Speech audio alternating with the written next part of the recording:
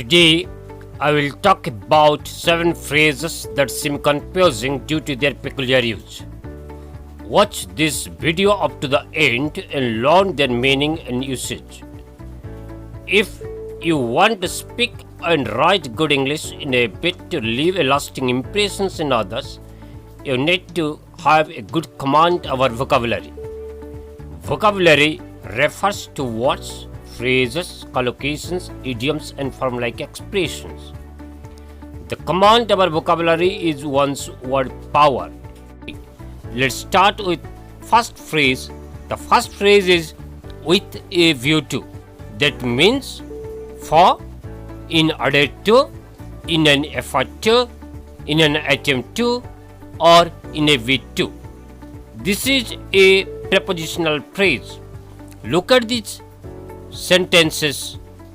First, with a view to attending the webinar at 9 a.m., I got up early in the morning. The second sentence, the students should read intelligently on their own during lockdown with a view to getting good grades. This prepositional phrase can be used in the beginning and termed as introductory prepositional phrase. In the first sentence, it is used as an introductory prepositional phrase. You should remember that when a prepositional phrase is used in the beginning, a comma is used as shown in the first sentence. The same sentence can be rewritten without comma when the prepositional phrase is used in the end. I got up early in the morning with a view to attending the webinar at 9 a.m. The phrase with an I to has also almost same meaning, except it is a little bit formal. He is doing regular workout with an eye to getting into good shape. Look at these two phrases closely and you will find ing form of the verb is used after this phrase. You cannot use the infinitive form of the verb even though it is preceded by to. Look at these two sentences now. With a view to attend the webinar at 9 a.m., I got up early in the morning. He is doing regular workout with an eye to get into good shape. They are grammatically incorrect sentences. This may appear in the competitive examinations. These two phrases are always followed by ing form in their verb. Used to is another phrase that can put you in a little bit of dilemma. The meaning of this phrase is almost equivalent to accustomed to, habituated to, attuned to, and inured to. Inured to is, however, used for unpleasant sense or feeling. Look at the use of this phrase in the sentence. I am used to getting up at 5 a.m. every day. Not I am used to get up at 5 a.m. every day.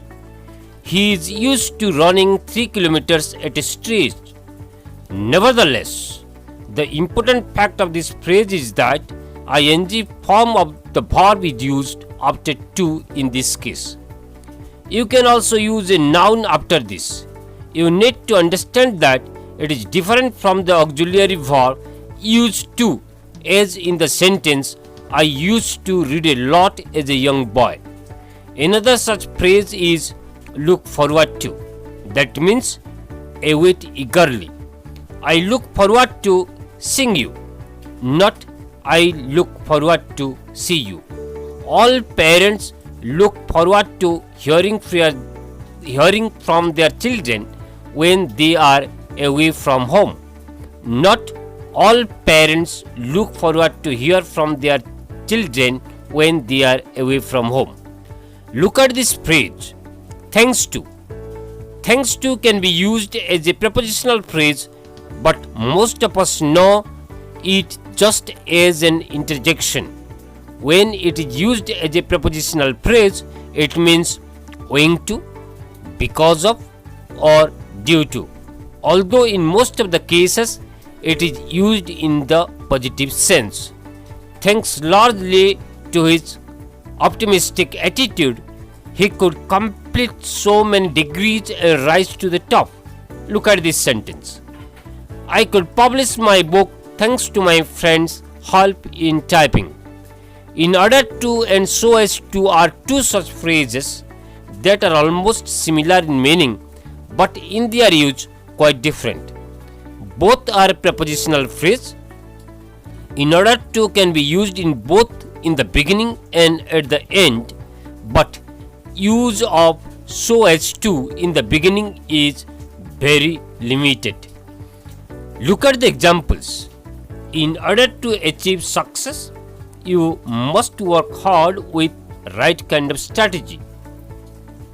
Or you must work hard with right kind of strategy in order to achieve success. So as to achieve success, you must work hard with right kind of strategy. You must work hard with right kind of strategy so as to achieve success. Look at these two sentences. The first sentence seems to be unacceptable, and that is hardly found in the corpus of English language. The second sentence with so as to is an absolutely acceptable sentence. I hope you can understand these phrases and use them in your own sentences in the best possible way. In the days to come, you can have more useful words for a better and more impressive expression. Please write comments and subscribe this channel. Thank you so much.